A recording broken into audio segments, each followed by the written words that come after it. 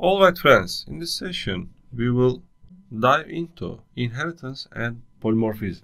We have animal class. Dog class inherits from animals and cat class inherits from animal.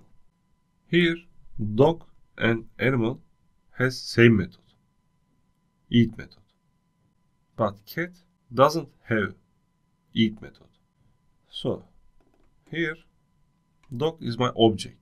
If I call eat method, Python use child class method because it's override parent class. But cat doesn't have eat method. So if I call eat method, I can reach parent class function here. So I will print animals eat if I call it. You see, I run it. First, golden eats calmly. You see, I override parents method. So after I call cat.eat, animals eat appears on the screen because cat doesn't have eat method and use parent class eat method here.